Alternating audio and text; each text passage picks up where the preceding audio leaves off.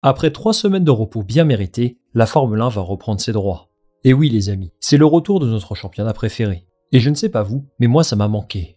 Ça m'a manqué de ne plus voir ces voitures chaque week-end, de ne plus entendre ces hymnes néerlandais, espagnols, monégasques, britanniques et même australiens. Et cette fois-ci c'est la bonne, la F1 est de retour. Elle est de retour après une silly season que j'ai trouvé un petit peu terne personnellement. Alors on a eu du très lourd au départ, avec bien sûr l'annonce de la signature de Carlos Sainz chez Williams. Il y a également eu l'arrivée d'Oliver Hawks à la tête d'Alpine. On a bien eu quelques rumeurs super intéressantes, que je me suis chargé de débriefer pour vous. Par exemple, la potentielle signature de Jack Doohan, qui n'est pas encore officielle, mais qui ne saurait tarder selon Motorsport. Je serai également amené à vous parler d'un autre sujet ces prochaines semaines, à savoir la très probable signature de Kimi Antonelli chez Mercedes. Certains médias très sérieux s'accordent à dire que c'est fait. Et évidemment, lorsque la nouvelle sera rendue officielle, j'y consacrerai une vidéo. Mais en attendant, pour nous remettre un petit peu dans le bain de la Formule 1, j'ai souhaité vous parler de Mercedes aujourd'hui. C'est une écurie qui m'intéresse beaucoup jusqu'à présent. Ils ont commencé la saison d'une façon peu glorieuse, se contentant de places peu valorisantes, et certainement pas à la hauteur de leur standing. Mais depuis quelque temps, ils connaissent un vrai retour en force. Sur les 4 derniers Grands Prix, ils en ont remporté 3.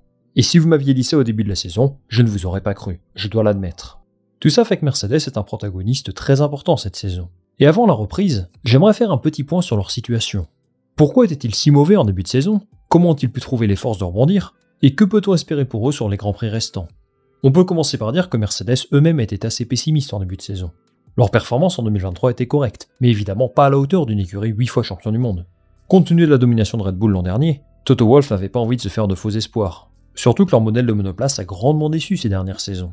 Vous savez qu'ils avaient une voiture sans ponton pendant un moment. Et cette saison, ils semblaient enfin avoir trouvé la voie de la raison, puisqu'ils ont adopté un modèle de monoplace sensiblement similaire à celle de Red Bull. La Red Bull de l'an dernier, j'entends.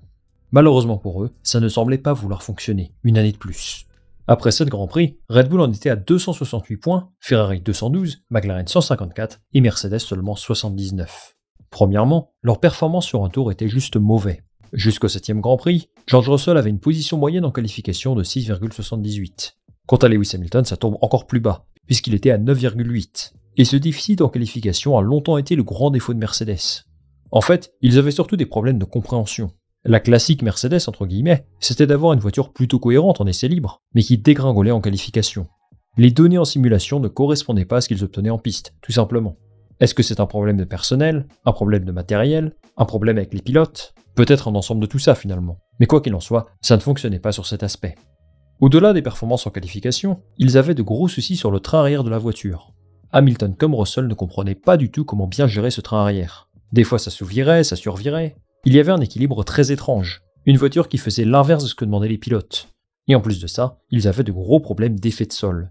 En fait, ils ne pouvaient pas optimiser la hauteur de caisse sans provoquer du marsouinage. Donc pour résumer, en début de saison, on s'est retrouvé avec une monoplace très instable, avec beaucoup de défauts aérodynamiques, et qui ne plaisait pas aux pilotes, tout simplement. Il y a également eu des problèmes mécaniques. Par exemple, Lewis Hamilton a abandonné au bout de 15 tours en Australie. Et d'ailleurs, Russell non plus n'a pas pu terminer la course ce jour-là. Bref, tout ça, ça faisait beaucoup. Et le début d'année de Mercedes était vraiment cauchemardesque. Mais à force de patience, de travail et d'acharnement, la récompense est arrivée. Sur les 7 derniers Grands Prix, Red Bull inscrit 140 points, McLaren 212, Ferrari 133 et Mercedes 187. Si vous ajoutez à ça la victoire retirée à George Russell à Spa, et bien sur le papier, on se rend compte que Mercedes est la première ou deuxième force du plateau en ce moment. À titre personnel, je pense que McLaren a un tout petit peu d'avance, mais Mercedes est vraiment juste derrière. Et avec les bonnes améliorations, je suis convaincu qu'ils peuvent se mêler à la lutte pour la victoire encore quelques temps. Alors comment expliquer un tel retour en grâce? D'abord, je trouve qu'ils ont une bien meilleure compréhension de la voiture. Ces dernières semaines, ils ont apporté pas mal d'améliorations, des améliorations qui ont porté leurs fruits. À Monaco, ils ont apporté un nouvel aileron avant qui a très bien fonctionné. En Autriche, ils ont fait pas mal de révisions sur leur suspension. Il y a également eu un nouveau plancher, qu'ils n'ont pas mis en place en Belgique, mais qui va faire son retour aux Pays-Bas. Ça me semble être une histoire assez intéressante. En Belgique, ils ont jugé que leur nouveau plancher, pourtant plus performant, ne leur permettrait pas d'aller chercher la victoire.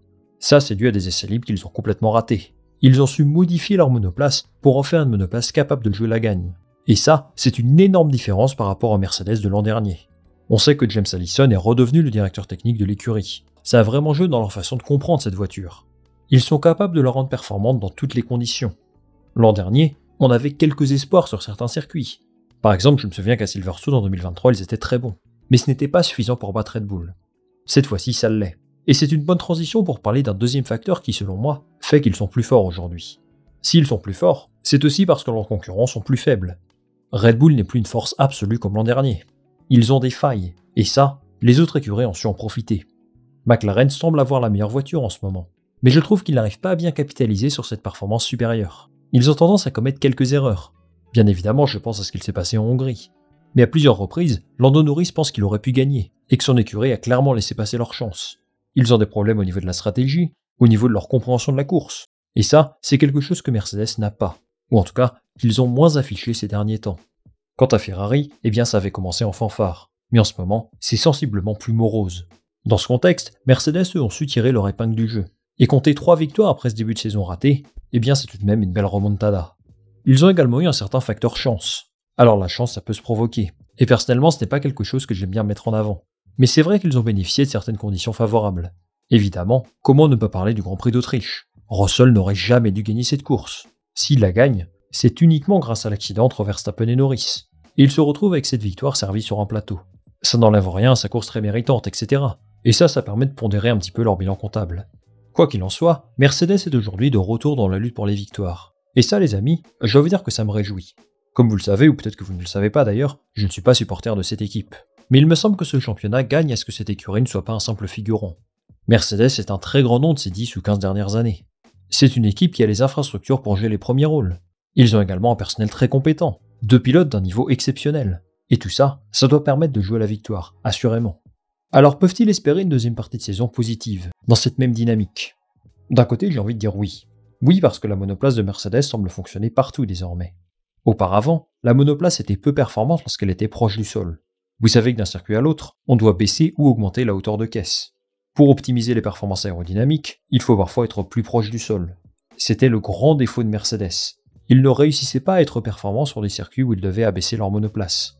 Désormais, c'est chose faite, et je crois que c'est la première fois en 2 ans que je vois ça. Ils me semblent avoir une très bonne compréhension de leurs évolutions. Contrairement à Ferrari ou même Red Bull, jusqu'à présent, quasiment tout ce qu'ils ont amené ont fonctionné. Et même lorsque ce n'était pas le cas, ils ont su rectifier le tir pendant le week-end. S'ils poursuivent ce même schéma de développement, tout porte à croire que leur monoplace peut encore progresser. Alors évidemment, des doutes subsistent.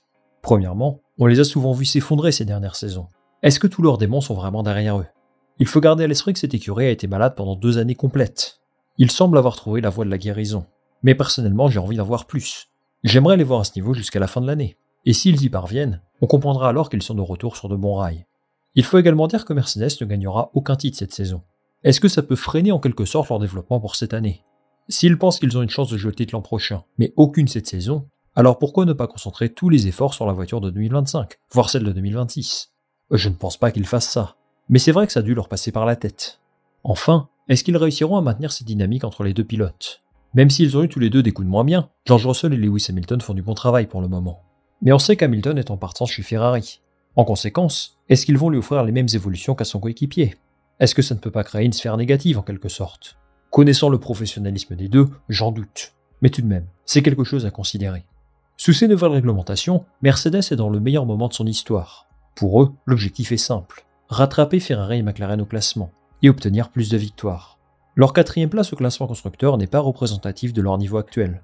Et évidemment, en deuxième partie de saison, je suis sûr qu'ils visent mieux que ça. On suivra donc les performances de cette équipe avec attention, en espérant pour eux qu'ils soient, encore une fois, un acteur majeur de cette saison. Les amis, merci beaucoup d'avoir suivi cette vidéo jusqu'au bout, j'espère que celle-ci vous a plu. Donnez-moi en commentaire votre avis sur la saison de Mercedes jusqu'à présent, et qu'est-ce que vous attendez pour eux en cette deuxième partie de saison? Moi je lirai tout ça très attentivement. Avant de se quitter, vous connaissez, je vous invite à liker cette vidéo si elle vous a plu, à la partager autour de vous, et bien sûr à vous abonner pour la visibilité, le soutien, le référencement, tout ça.